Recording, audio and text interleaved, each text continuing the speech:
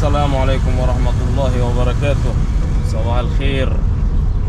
تعليق سريع على كومنت جالي بيقول لي كلامك مظبوط بس ما تتكلمش وانت سايق. عادي ان انا اتكلم وانا سايق، مفيش فيها مشكلة يعني، ما دام انا مش ماسك تليفون في ايدي، مش ماسك حاجة في ايدي، ده مش شاغلني عن السواقة، فعادي. الناس كلها بتتكلم وهي سايقة وبتتكلم في التليفون، يعني بتتكلم مع بني ادمين بيردوا عليهم وبيركزوا في كلامهم وبيركزوا في السواقة، فعادي يعني. بالاضافه لان انا مبقاش طاير بالعربيه، احنا في السليم مفيش مشكله. عايز ازود عجل. انا كل يوم بنزل ببقى عايز ازود العجل، مش ازوده اللي هو بحب اطمن على الضغط مره في الشهر، وهو المفروض ان هو ده الصح، يعني ان انت مره كل شهر تراجع على ضغط العجل بتاعك وتطمن ان ضغط العجل بتاعك مظبوط. اللي بيخليني بقى ما اعملش كده وانا راجع من الشغل ايه؟ ان بتاع الكاوتش اللي انا بحب اظبط عنده ضغط العجل موجود في طريقي وانا رايح للشغل. واحد تاني وانا راجع، في واحد جنب الشغل، بس انا بحب ده، بحب اللي انا هروح له ده، لان هو الوحيد اللي بظبط ضغط العجل بالكمبيوتر فبيبقى مظبوط. شوفوا الصناعيه في البلد بتاعتنا ديت غريبه جدا. ليه بقى؟ الراجل اللي عندي على اول الشارع مثلا، انا يعني من اول ما جبت العربيه انا كنت بظبط عنده هو عندي على اول الشارع، فجاي في مره براجع على الضغط قال لي ده العجله دي ضغطها على 40، انا بظبط على 32. قال لي مين اللي عامل لك العجله دي على 40؟ ده الضغط مش مظبوط خالص. فهو طبعا الافندي نسى ان انا اصلا بظبط الضغط عنده هو، من ساعتها ما عدتش بظبط ضغط العجله عنده. ليه بقى؟ ما انت واضح ان انت بقى ايه يعني بتطجن، او ان انت بتعرفش تظبط الضغط كويس، فخلاص بقى يعني احنا في عربيتين واقفين يظبطوا الضغط، لا هنظبط الضغط ولا هنتنيل، وماله نعيد نفس الكره بكره. المهم ايه، الصنايعي بقى عارفين على طريقه مين الصنايعي الحمار اللي كان بيشتغل قبلي.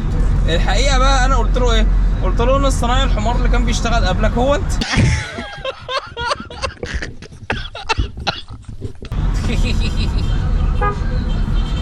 فسكت.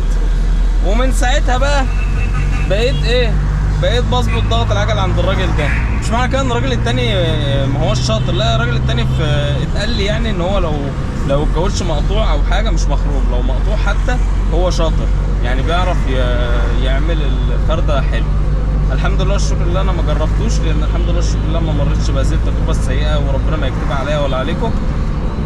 بس يعني هي الصناعيه في مصر كده، دايما اي صنايعي بيشتغل هي دي لازم يقول مين الصناعي الحمار اللي كان شغال قبلي، وفي اغلب الاحيان ممكن يكون الصناعي الحمار اللي كان شغال قبله هو نفس الحمار اللي بيتكلم، مش الراجل حمار، يعني هو نفس الصناعي يعني. الميكروباص مستعجل، وماله يا عم، احنا على مهلنا يا ابويا، لو مستعجل عدي اعمل غرز بقى وعدي، انما احنا مش مستعجلين. يعدي اهو، عدي يا حبيبي عدي، ربنا يهديك، عدي. وديك عديت وهديت برضه. هو في سواقين كده هتحس ان هم ايه ماسكين السلك، يعني ما بيعرفش يمشي بالراحه، حتى لو الطريق قدامه مقفول، لا انا بس اخد الغرزه ديت اعصابي تهدى، وهفرمل قدام عادي مفيش مشكله، بس اهم حاجه ان اعصابي تهدى بس. الله يرضى عليكم. عارف، اديني الحقنه بسرعه ارجوك، محتاجه الجرعه، اديني الغرزه بسرعه والنبي الله يكرمك. انا بستغرب قوي الناس اللي بتشاور لك هنا ان انت تاخدهم معاك على اساس ان ايه، ان هم يعني يعرفوك، يعني حاجه غريبه قوي، معرفش ايه السبب القصه دي. هو المشوار مش مستاهل، ده هم خطوتين، طب ما تاخد الناس معاك. ما انا خايف وانا بصور، مش هينفع اخد الناس. اتكلمت في الموضوع قبل كده في فيديو، بس حتى انا ما بصورش، انا اصلا على ما اقف واخدك ونركب وانا هلف من هنا، يعني مش فاهم. هو طبعا بيبقوا عايزين يكملوا لقدام يعني، بس عادي يعني، ما يعني مش فاهم والله، مش فاهم. والصراحه يعني الصراحه في الزمن اللي احنا فيه ده انا خاف اركب عربيتي حد ما يعرفوش، ولا انصح اي حد انه يركب عربيته حد ما يعرفوش، لان للاسف الناس بقت نفوسها يعني سيئه جدا.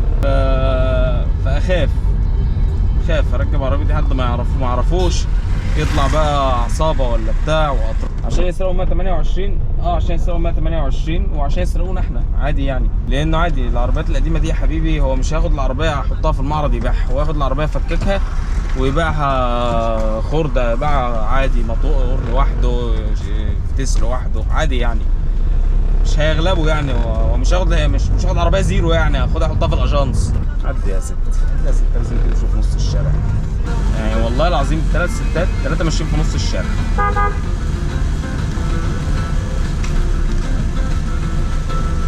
ربنا يهدي. خلاص انا هسمي عنوان الفيديو ده: مين اصطناع الحمار اللي كان شغال قبلي؟ صباح الفل.